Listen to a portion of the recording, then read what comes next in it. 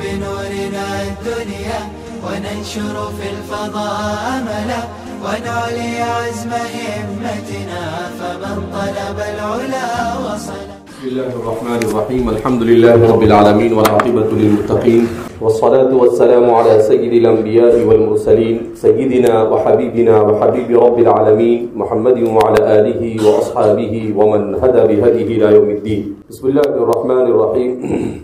کتاب الجہاد باب فضل الجہاد والسیر.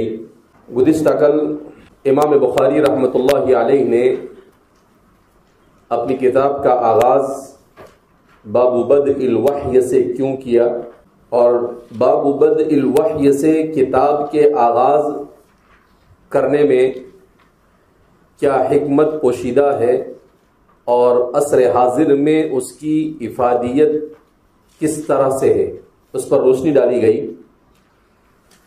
اب ہم آتے ہیں کتاب الجہاد کی طرف. امام بخاری رحمۃ اللہ علیہ نے بخاری کی جلد اول میں کتاب الجہاد قائم کیا ہے اور جلد ثانی کا آغاز آپ نے جو کیا ہے وہ کتاب المغازی سے کیا ہے. تو جہاد اور مغازی میں کیا فرق ہے؟ جہاد اور مغازی میں فرق یہ ہے کہ جہاد کے باب کے تحت ان روایتوں کو بیان کریں گے جن میں جہاد کی فضیلت اور دنیا اور آخرت میں جہاد کے فوائد اور اس کے احکامات کو ذکر کریں گے. کتاب المغازی میں رسول اللہ صلی اللہ علیہ وسلم کے دور مسعود میں جو غزوات، سرایا اور جنگیں ہوئی اس کی تاریخ اور ان واقعات کی تفصیلات کو بیان کریں گے. تو اس اعتبار سے دونوں میں یہ فرق ہے. یہاں پر فضائل اور احکام کا بیان ہے اور وہاں پر بیان کیا گیا کہ کون سا غزوہ رسول اللہ صلی اللہ علیہ وسلم کی موجودگی میں کہاں ہوا، کب ہوا، کیسے ہوا، کیوں ہوا، دونوں طرف سے کتنے افراد تھے اور اس کی مزید جو تفصیلات، اس کے نتائج کیا ہوئے، ان تمام چیزوں کو کتاب المغازی کے تحت بیان کرتے ہیں. مثلا غزوہ بدر کہاں ہوا، کیوں ہوا، اس کی تفصیلات کیا ہے. غزوہ احد کہاں ہوا، غزوہ خندق اور غزوہ احزاب کہاں ہوا. اسی طریقے سے غزوہ تبوک، صلح حدیبیہ، غزوہ خیبر، غزوہ حنین، فتح مکہ، غزوہ ذات الرقاع. تو یہ جتنے بھی غزوات رسول اللہ صلی اللہ علیہ وسلم کے دور مسعود میں ہوئے ان کی تاریخی تفصیلات اور معلومات کو مغازی کے تحت بیان کرتے ہیں. اس کو ہم یہ کہہ سکتے ہیں یہاں پر فضائل اور احکام ہے اور وہاں پر انہی فضائل اور احکام پر عمل ہے. یہاں پر فضائل اور احکام ہے اور وہاں پر انہی فضائل اور احکام پر کیا ہے، عمل. وہ یہاں پر علم اور وہاں پر عمل، یہاں پر معلومات اور علم اور وہاں پر اس کی تطبیق. تو ظاہر سی بات ہے کہ آپ نے جو ترتیب رکھی ہے وہ ترتیب بھی بالکل مناسب ہے کہ عمل کرنے سے پہلے علم حاصل کیا جاتا ہے، اس لیے کہ علم حاصل کرنے کے بعد جب عمل کیا جاتا ہے تو وہ عمل کامل و مکمل اور بالکل درست ہوتا ہے، اور علم کے بغیر جو عمل کیا جاتا ہے وہ عمل ناقص، ناتمام، ادھورا اور منشے خداوندی کے مطابق نہیں ہوتا. اسی لیے علم کی فضیلت کو بارہا بیان کیا گیا اور علم کے بغیر انسان اس دنیا میں، علم دین کے بغیر انسان اس دنیا میں انسان ہی نہیں، اس کے تصور کو پیش کیا گیا. بہرحال یہ 56 کتاب ہے، اس سے پہلے تقریباً 55 کتابیں آپ ذکر کر چکے ہیں. کس کو کہتے ہیں کتاب؟ کتاب کے معنی لغوی تو عربی زبان میں آتے ہیں کتب یکتب کتبا و کتابتا. اس کے معنی آتے ہیں ضم الادیم بالادیم بالخیاطتی، بے دباغت کے چمڑے کو بے دباغت کے چمڑے کے ٹکڑے کے ساتھ تاغے کے ذریعے سے باندھنا اور ملانا. یہ ہے کتابتن کے اصل معنی. کیا مطلب؟ قرآن کریم کی لغات پر اور قرآن کریم کی بلاغت پر بہت سارے لوگوں نے کام کیا ہے. ان کام کرنے والوں میں سب سے عظیم کام امام راغب اصفہانی کا ہے. امام راغب اصفہانی نے المفردات کے نام سے کتاب لکھی ہے، جس میں قرآن کریم کے تمام کلمات کے معنی لغوی، حقیقی اور معنی استعمالی اور مجازی کو بیان کیا ہے. اس کے علاوہ بھی اور بہت ساری کتابیں اس موضوع پر لکھی گئی. ہمارے زمانے میں اس پر سب سے بہترین کام دکتور حسن الجبل کر مصر کے ایک عظیم محقق ہے، انہوں نے کیا ہے المعجم الاشتقاقی الموصل لالفاظ القرآن الکریم کے نام سے، 4 جلدوں میں، جس میں قرآن کریم کے ہر لفظ کے مشتق اور مشتق منہ کو بڑی تفصیل کے ساتھ آپ نے ذکر کیا ہے. اسی طریقے سے ہمارے زمانے کے مفسرین اور علماء میں الدکتور حسن المخلوف کر انہوں نے کتاب لکھی ہے صفوۃ البیان فی تفسیر القرآن. تو انہوں نے کتاب کے اس معنی کو ذکر کیا ہے ذالک الکتاب لا ریب فیہ کے ضمن میں، کہ کتاب کے اصل معنی یہ ہے. کیا مطلب، کیا معنی ہے؟ کہ چمڑا 2 طرح کا ہوتا ہے، ایک مدبوغ اور ایک غیر مدبوغ. چمڑے کو جب دباغت دے دی جاتی ہے تو پھر اس صورت میں اسے جلدن اور جلدن کہا جاتا ہے، اور جب اسے دباغت نہیں دی جاتی تو اس صورت میں اسے ادیم کہا جاتا ہے. کیا مطلب دباغت دینے کا اور دباغت نہ دینے کا؟ دباغت کا مطلب آپ نے نور الاضاء میں پڑھا ہوگا کہ چمڑے کو دباغت دی جاتی ہے مختلف طرح سے. کبھی چمڑے کو جانور سے اتارنے کے بعد سخت سورج کی تپش میں کچھ دنوں کے لیے چھوڑ دیا جاتا ہے، جس کی وجہ سے اس میں جتنی بھی چربی اور جتنی بھی چکناہٹ ہوتی ہے وہ دور ہو جاتی ہے. پھر اس کو کسی بھی کام میں لیا جا سکتا ہے. کبھی اسے مٹی ڈال کر یہ کیا جاتا ہے، اور ہمارے زمانے میں جو طریقہ ہے وہ یہ ہے کہ اس پر نمک ڈالا جاتا ہے. بڑی مقدار میں نمک ڈالتے ہیں. آپ دیکھتے ہوں گے قربانی کے موقع پر کہ ایک طرف قربانی ہوتی ہے اور دوسری طرف چمڑے جمع کیے جاتے ہیں. ایک چمڑا رکھا، اس پر 2-4 تھیلی نمک کیا کرتے ہیں وہ انڈیل لیتے ہیں، پھر اس کو کیا کرتے ہیں اچھی طریقے سے ملتے ہیں اس کے اوپر. تو کچھ دنوں کے بعد پھر اس کے اندر سے ساری چکناہٹ اور جتنی بھی گندگی ہے دور ہو جاتی ہے. پھر وہ فیکٹریوں کے اندر میں جاتا ہے اور پھر وہاں پر وہ کام میں لایا جاتا ہے. اس کے ذریعے سے چمڑے کی جو چیزیں ہیں، پاکٹ ہے، جوتے ہیں، چپل ہے، یہ ساری کی ساری چیزیں کیا کی جاتی ہے، بنائی جاتی ہے.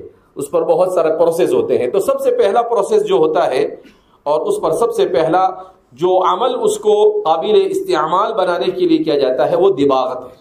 تو اگر چمڑے کو دباغت نہیں دی گئی اور تازہ چمڑا ہے ابھی نکالا ہوا، ایک چمڑا ہے، دوسرا چمڑے کا حصہ ہے، 2 ٹکڑے ہیں، ان دونوں ٹکڑوں کو جب سی دیا جائے تو اسے کہا جاتا ہے کتبتو. کیا کہتے ہیں؟ کتبتو. سمجھتا ہے کہ نہیں؟ اردو میں بول رہا ہوں، کوئی عربی میں نہیں بول رہا ہوں. ارے سمجھتا ہے کہ نہیں؟ بہت کم جی کی آواز آ رہی ہے، یعنی بہت ساروں کو ابھی بھی نہیں سمجھ میں آیا. ارے بھائی سمجھ میں آیا کہ نہیں؟ کہ بھوک لگی ہے؟ ہاں یہاں بھی جی بولے گا. ابھی اتنا مار کھائے گا جی بولے تو. ہاں تو اس طرح سے ملانے کو ابتدائے زمانے میں عربی زبان میں کتابت کہا جاتا تھا. پھر انسان نے ترقی کی، ازدہر وتطور وارتقى.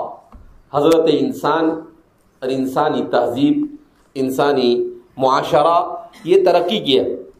ترقی کرتے کرتے جب آلہ کتابت وجود میں آئے، قلم وجود میں آیا. پہلے لکڑی ہوتی تھی جس کو چھیلتے تھے، نوکدار بناتے تھے، اور پھر اس کو روشنائی کے اندر میں کیا کرتے تھے، ڈبوتے تھے، اور اس کے بعد اس سے کیا کرتے تھے، لکھتے تھے. تو اب جب یہ ابتدا میں وجود میں آیا تو بولے ابھی اس پروسیس کو کیا بولیں گے؟ وہ سر پکڑ کے بیٹھ گئے کہ ہذا شیء جدید، یہ نیا ہے، اب اس کو کیا بولیں گے؟ تو ایک شانہ رہا ہوگا کوئی، اس نے بولا کہ الکتابۃ. اس نے کیا بولا؟ اس کو الکتابۃ بولو. بولے کیوں؟ دوسرا شانہ. بولے اس لیے کہ جیسے ایک چمڑے کو دوسرے چمڑے سے دھاگے سے ملاؤ تو مل جاتا ہے نا، ایسے ہی ایک حروف کو دوسرے حروف سے روشنائی سے ملاؤ تو دونوں میں مناسبت ہے. دونوں میں کیا ہے؟ وہاں ضم الادیم بالادیم ہے، یہاں پر ضم الحرف بالحرف ہے، وہاں پر بالخیاطتی ہے، اور یہاں پر بالحبری ہے. آگے دیکھو دونوں ایک جیسا کہ ہاں یہ اچھا شانہ ہے، بالکل ایک دم پرفیکٹ. تو پھر اب وہ استعمال ہو گیا الکتابۃ معناہ لکھنا. اب کتابت اپنے پہلے معنی میں مستعمل نہیں، اب وہ معنی متروک ہو گیا اور یہ معنی اس کا مستعمل ہو گیا. یہ معنی کیا ہو گیا؟ اس کا مستعمل ہو گیا. تو اب بولے اس کو کیا بولیں گے؟ بولے کتبت. پھر اسے گردان بنا کتب یکتب کتبا فهو کاتب وکتب یکتب کتبا فهو مکتوب. الامر منه اکتب والنهی عنه لا تکتب. الظرف منه مکتب والآلة منه مکتب. افعل التفضیل منه اکتب والمؤنث منه کتبا. لا سمجھ میں آئی بات؟ تو اب اس سے پھر پوری گردان بن گئی. اب یہ لفظ استعمال ہونا اس کا شیوع ہو گیا اور خوشی منائی ہوگی جس دن اس کا استعمال ہوا ہوگا کہ بھئی چلو ایک لفظ ہم کو کیا ہو گیا، مل گیا. بھئی لکھنے کے لیے کتبہ کا لفظ کیا کیا جائے گا؟ استعمال کیا جائے گا. پھر اب آہستہ آہستہ جب کثرت سے لکھا جانے لگا تو بولے ابھی اتنا سارا لکھ دیا، اس کو کیا بولیں گے؟ الکتاب. کیا بولیں گے اس کو؟ الکتاب. بولے کیوں کتاب بولیں گے؟ بولے سارا لکھا ہوا اس میں ہے. ما معنی المکتوب، یعنی لکھا ہوا بین الدفتین جمع ہے، لہذا اس کو کتاب کہو. تو کتاب مصدر ہے بمعنی مکتوب، بمعنی مکتوب، کہ ساری دنیا اس کے اندر لکھ دی گئی ہے. ساری دنیا اس میں کیا کر دی گئی ہے؟ لکھ دی گئی. تو اس طریقے سے اب وہ الکتابۃ سے الکتاب استعمال ہونے لگا. پھر اس کے بعد تصنیف و تالیف کا سلسلہ شروع ہوا. تو کہا کہ یار ایسا شروع کرو اور سیدھا آخر تک لکھتے جاؤ، بیچ میں نان اسٹاپ. تو یہ تو آدمی یہ ہو جاتا ہے، بور ہو جاتا ہے. نان اسٹاپ تو چلتا نہیں، کہیں بھی اسٹاپ کرنا پڑتا ہے، کبھی پیشاب پانی کے لیے، کبھی ناشتہ کرنے کے لیے، کبھی سستانے کے لیے. تو ادھر بھی تو اسٹاپ چاہیے کہ نہیں؟ تو بولے ابھی امام بخاری شروع کر دے کیا. وبه قال حدثنا الحميدي بسنده المتصل عن عمر بن الخطاب رضی اللہ عنہ. شروع کیا اور لے گئے ان قعقاع، اور پھر بیان کر دیا کہ حدیث کلمتان، ختم کر دیا. تو بولے یہ نان اسٹاپ کیسے چلے گا؟ کچھ کرو بابا. تو پھر یہ لوگ لائے کتاب کا نیا استعمال. اب کیا کیے؟ کتاب کا مختلف مسائل کو ایک جگہ پر جمع کر کر اس کو ایک جلی عنوان کے طور پر کتاب کا استعمال ہونے لگا. طائفۃ من المسائل المختلفۃ من نوع واحد تحت الکتاب، کہ جہاد سے متعلق جتنی چیزیں اس کے تحت آنے والی ہے تو اوپر لکھ دو جلی حروف سے کتاب الجہادی. ایمان سے متعلق آنے والی ہے چیزیں تو تو لکھ دو کتاب الایمانی، کتاب الایمانی. تو پھر بھی بولے کہ یہ تو بہت لمبے لمبے اسٹاپ ہیں، تو پھر اس کے تحت بابن کو لائے کہ ایک طرح کے مسائل کو ایک باب کے تحت جمع کیا جاتا ہے. اردو میں ایک کتاب ہے، بہت زمانے پہلے دیکھی تھی، اس میں یہ ساری چیزیں ہیں، کا نام بھی مجھے یاد تھا اس وقت ذہن میں نہیں. تو اس میں ایسی ساری چیزیں آپ کو مل جائے گی. فصل کو فصل کیوں کہتے ہیں، کتاب کو کتاب کیوں کہتے ہیں، اور جتنی بھی ایسی مصطلحات ہیں وہ ساری کے ساری مصطلحات انہوں نے کیا کی ہے، جمع کی ہے. بہت اچھا کسی نے کام کیا ہے، لیکن اس وقت مجھے اس کتاب کا نام ذہن میں نہیں آ رہا ہے، بہت زمانے پہلے اس کو دیکھا تھا. تو کتاب الجہادی، تو یہ لفظ کتاب کا پوسٹ مارٹم ہوا. کس کا پوسٹ مارٹم ہوا؟ لفظ کتاب کہ لغتاً کیا کہتے ہیں اور اصطلاحاً، اس کی لغوی اور اصطلاحی دونوں کے دونوں تفصیلات کو آپ کے سامنے بیان کیا گیا. جبکہ دورے میں پہنچنے کے بعد یہ سب بیان کرنے کی ضرورت ہونی چاہیے نہیں. اگر میں چاہتا تو ایسے ہی بول سکتا، کتاب کے سلسلے میں بہت کچھ جیسا کہ آپ ماضی میں سن چکے، چلیے آگے.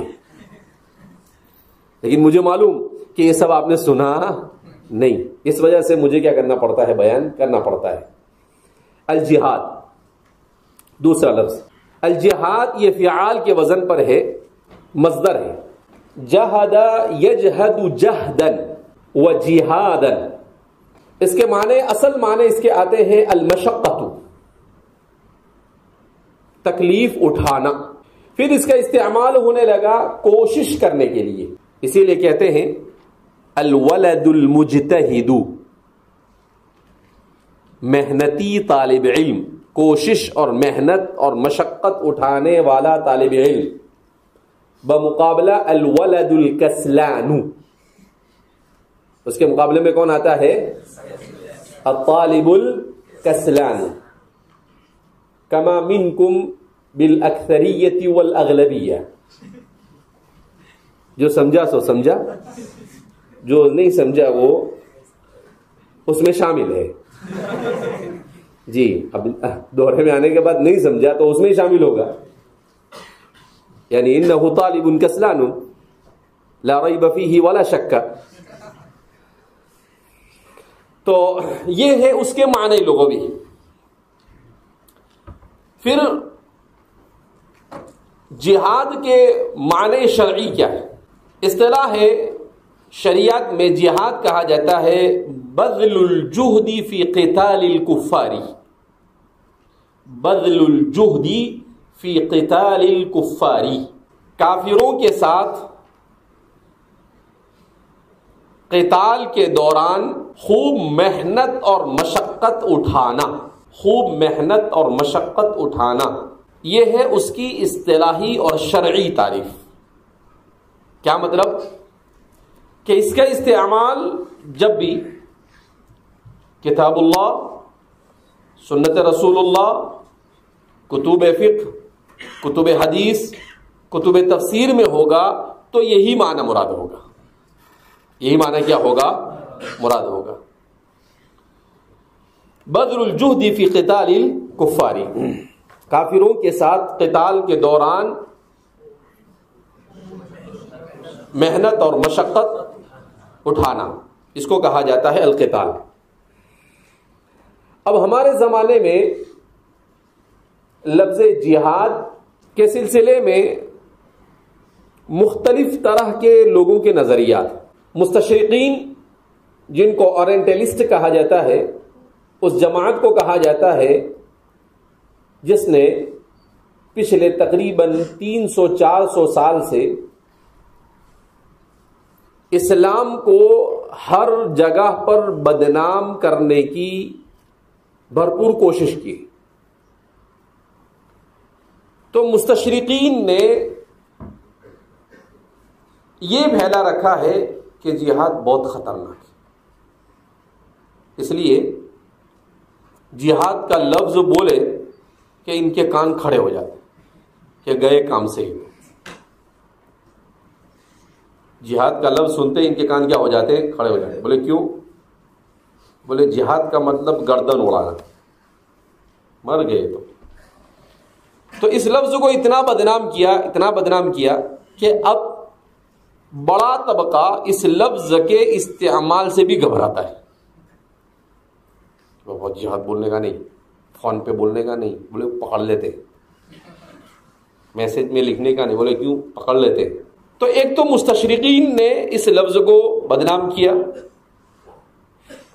دوسرا مسلمانوں میں ایک جماعت جو مستشرقین سے متاثر ہے، جن کو ماڈرن مسلمان بھی کہتے ہیں، جن کو عربی زبان میں العصرانیون کہا جاتا ہے. ماڈرن مسلمان کو العصرانیون، اردو میں انہیں جدت پسند کہا جاتا ہے. حکیم الامت مجدد ملت حضرت تھانوی رحمۃ اللہ علیہ نے ان کو نیچری کہا. نیچری یہ وہ گروہ ہے، وہ کیا کہتا ہے کہ جہاد کا معنی تو کوشش کرنا ہے. جہاد کا معنی کیا ہے؟ تو قرآن نے جہاں جہاں اس لفظ کو استعمال کیا، اس کا مطلب کوشش کرنا. بہت بھاری تحقیق عنیق جدید نئی تحقیق لائے. ارے بھائی کوشش کرنا اس کا معنی لغوی، اس کا کون انکار کرتا ہے؟ کوئی انکار نہیں کرتا ہے، یہ تو معنی لغوی ہے. لیکن کتاب و سنت میں جن کلمات کو استعمال کیا گیا ہے، ایک اس کا معنی لغوی ہوتا ہے اور ایک اس کا معنی اصطلاحی اور استعمالی ہوتا ہے کہ قرآن نے کس معنی کے لیے استعمال کیا. کیونکہ قرآن عربی زبان میں نازل ہوا، جو دنیا کی دیگر زبانوں کی طرح تنگ دامن زبان نہیں، اتنی وسیع زبان ہے کہ اس کے کلمات لا تعد ولا تحصى. آج تک کہ اس کے کلمات کوئی شماری نہیں کر سکا کہ عربی زبان کے کل کلمات کتنے. دنیا کی کوئی بھی زبان 20 25 زیادہ سے زیادہ 40 50 اور بہت بہت تو 2-3 لاکھ کلمات پر مشتمل ہوتی ہے مجموعی طور پر. وہی کلمات گھومتے رہتے ہیں، مگر عربی زبان کے کلمات کے سلسلے میں آج تک کہ کوئی نہیں بتا سکا کتنے کلمات. کیوں؟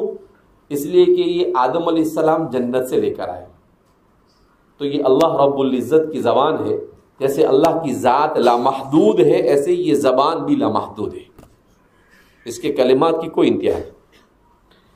جس کو دلچسپی ہو اس کے لیے اس زبان سے زیادہ لذیذ، اس زبان سے زیادہ خوبصورت اور اس زبان سے زیادہ جامع کوئی زبان نہیں. اور جس کو دلچسپی ہی نہ ہو اس زبان سے، تو ظاہر سی بات ہے وہ ہمارا مخاطب ہی نہیں. ہم کیوں مخاطب کریں اس کو؟ اذا خاطبهم الجاهلون قالوا سلاما. تو ظاہر سی بات ہے کہ الصلاۃ کا لفظ بھی ہے. الصلاۃ کا لفظ کیا ہے؟ بولے دعا. میں دعا کرنے ختم. ایسے کیسے ختم؟ شروع ہی نہیں ہوا تو ختم کہاں سے؟ اب قرآن نے کہا اقم الصلاۃ لدلوک الشمس الى غسق اللیل وقرآن الفجر. کیا بولے گا؟ صبح میں دعا کرنے کا. بولے کیوں؟ الصلاۃ کا مطلب دعا. اقیم الصلاۃ وآتوا الزکاۃ. بولے دعا قائم کرو. دعا کیسے قائم کریں؟ زکات دو. بولے زکات کا مطلب کیا؟ صاف کرنا. کیا صاف کرے گا؟ کپڑے صاف کرے گا، گھر صاف کرے گا، کمرہ صاف کرے گا، کیا صاف کرے گا؟ تو بولنا پڑے گا کہ زکات کس کو کہتے ہیں. وَأَتِمُّ الْحَجَّ وَالْعُمْرَةَ لِلَّهِ. حج کے معنی قصد کرنا. بولے پورا کرو قصد کو. کہاں پورا کرو؟ کھانا کھا کے، سو کے. تو اب ظاہر سی بات ہے کوئی نہ کسی نے اس کو شرعی معنی پر محمول کیے بغیر چارے کار نہیں. مالا بدھ من، اس کے بغیر کوئی چارہ ہی نہیں.